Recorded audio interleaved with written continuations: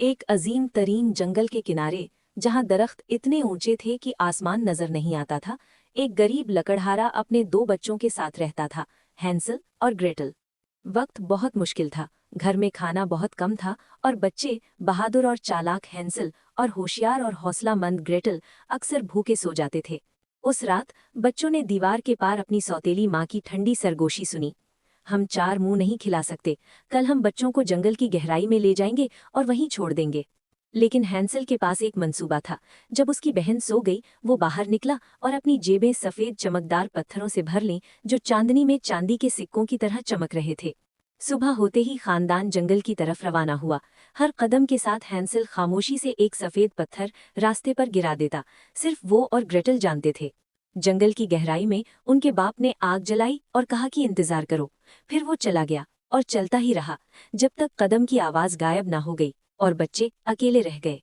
जब चांद निकला, पत्थर सितारों की लकीर की तरह चमक उठे। कदम ब कदम बच्चे उन्हें फॉलो करते हुए घर वापस आ गए, महफूज, होशियार और साथ।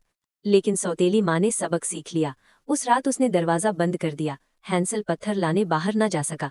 दूसरी बार जब वो जंगल गए, उसके पास सिर्फ एक रोटी का टुकड़ा था।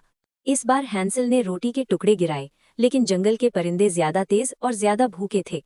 जब तक खानदान रुका, हर टुकड़ा गायब हो चुका था। इस बार वो वाकई गुम हो गए थे। जंगल हर तरफ से हमेशा तक फैला हुआ लग रहा था। दरख्तों के दरमियान से अजीब आवाजें आ रही थीं, रात आ रही थी और खाने को कुछ नहीं बचा था। फिर एक सफेद परिंदा ऊपर शाख पर नजर आया। उसने एक दफा गाया, फिर आगे उड़ा, जैसे वो चाह रहा हो कि वो उसका पीछा करे। तो वो चल दिए। और फिर उन्होंने उसे देखा, ऐसा घर जो किसी भी ख्वाब से ज्यादा अजीब था। अदरक की रोटी की दीवारें, चॉकलेट की छत, चीनी की खिड़कियां और लॉलीपॉप का बाग। वो भूखे भी तो थे। हैंसल ने दीवार का एक टुकड़ा तोड़ा, ग्रेटल ने खिड़की के फ्रेम से चीनी चाटी। ये सबसे ज्यादा लजीज चीज थी जो उन्होंने कभी खाई थी। चूहे चूहे छोटे प्यारे, मेरे घर को कौन खा रहा है? आवाज धागे जैसी पतली और सुई जैसी तेज थी और दरवाजा खुल गया। वो पहले मेहरबान लगी, एक बूढ़ी दादी जो गर्म बिस्तर और गर्म खाना दे रही थी, लेकिन उसकी आंखें उसके मुंह के साथ नहीं मुस्कुराती थीं और उसके हाथ बहुत मजबूत थे। जाल बहुत जल्दी बंद हो गया। हैंसल को मोटा करने के लिए लोहे के कफस में बंद कर दिया गया। ग्रेटल को चुड़ैल की नौकर बना दिया गया। मिठाई का घर शुरू से ही एक फंदा था। हर रोज लगभग अंधी चुड़ैल कफस में हैंसल की उंगली छूती थी, देखने के लिए कि वो मोटा हुआ या नहीं। और हर रोज चालाक हैंसल अपनी उंगली की जगह मुर्गी की हड्डी आगे कर देता। लेकिन चुड़ैल का सब्र खत्म हो गया। दुबला या मोटा कोई फर्क नहीं, उसने चीख कर कहा, तंदूर गर्म करो लड़की, आज हम खाना खाएंगे।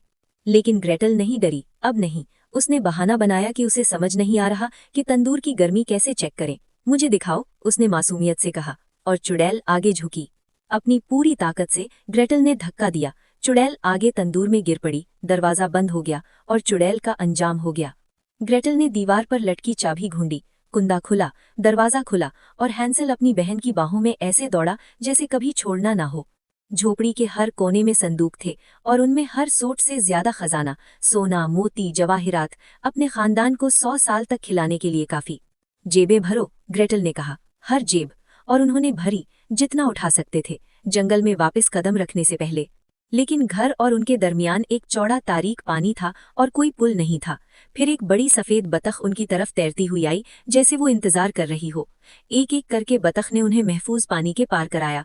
पहले हैंसल, फिर ग्रेटल, जैसे जंगल खुद उन्हें घर ले जाना चाहता हो। जितना वो आगे बढ़े, जंगल उतना बदलता गया। दरख्त पहचान में आने लगे। हवा में लकड़ी के धुएं की खुशबू आ रही थी। वो करीब थे। उनके बाप ने जिस दिन उन्हें छोड़ा था, उस दिन से कुछ नहीं खाया था। वो सोया नहीं था। उसने ढूंढा था, रोया था और हर लम्हा अपने आप को कोस रहा था। जब उसने उन्हें देखा, वो दौड़ पड़ा। सौतेली माँ, ये पता चला, चली गई थी उसी रात जब चुड़ैल मरी। जैसे उनका कोई रिश्ता था। उसके बगैर झोंपड़ी मुख्तलिफ लगती थी, हल्का, गर्म। फिर ग्रेटल ने अपना दामन खोला। हैंसल ने जेबें उलट दी। सोना और जवाहिरात मेज पर बिखर गए और उनकी हर तकलीफ, हर एक, खत्म हो गई। और इस तरह हैंसल और ग्रेटल, जिन्होंने सबसे तारीक जंगल और सबसे जालिम चुड़ैल का सामना किया, घर वापस आए। और घर वो सब कुछ था जिसकी उन्हें जरूरत थी। अगर आपको ये प्यारी सी कहानी पसंद आई हो तो वीडियो को लाइक करें, चैनल को सब्सक्राइब करें और भी मजेदार स्टोरीज के लिए हमारे साथ जुड़े रहें।